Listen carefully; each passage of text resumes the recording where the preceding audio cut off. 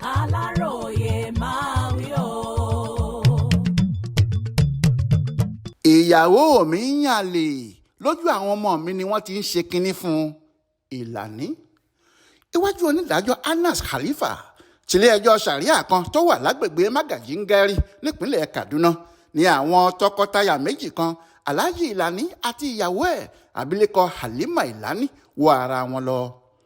Ọkọ ìyàwó ló gbẹ́jọ́ ìyáálé ilé ọ̀hún lọ sí kóòtù pé kí adájọ́ bá òun tú ìgbéyàwó ọdún 55 tó wà láàrin àwọn méjèèjì ká ní kíákíá.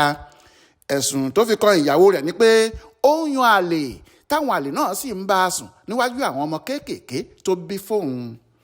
Lásìkò tí wọ́n délé ẹjọ́ náà ni olùpẹ̀jọ́ rọ adájọ́ pé àfi dandan kó tú ìgbéyàwó náà ká nítorí àwọn kò rí ọ̀rọ̀ náà yanjú láàrin ara àwọn gẹ́gẹ́ bí adájọ́ náà ṣe gba àwọn nímọ̀ràn ṣáájú nípa rẹ̀. Ṣá o, ìyàwó tí í ṣe olùjẹ́jọ́ náà gbà pé kí wọ́n tú àwọn ká. Ó ní olúwa mi, irọ́ gbu lọ́kọ mi ń pamọ́ mi. Èmi ò yànlè rárá o. Láti nǹkan bíi 20 ọdún sẹ́yìn báyìí lọ́kọ mi kò ti ṣojúṣe ẹ̀ nínú ilé gẹ́gẹ́ bí ọkọ. Èmi yìí kan náà ni mò ń dá gbọ́ gbogbo bùkátà inú ilé. Mo ti dàgbà ju àwọn ohun ìdọ̀tí tọkọ mi fi ń lọ̀ mí yìí lọ.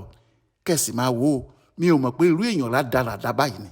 Ẹ tú wa ká gẹ́gẹ́ bí ohun tó fẹ́. Adájọ́ kò fọ̀rọ̀ ọ̀hún falẹ̀ rárá tó fi tú àwọn méjèèjì ká tó sì ní kí kálukú máa lọ lọ́tọ̀ọ̀tọ̀ ẹ̀.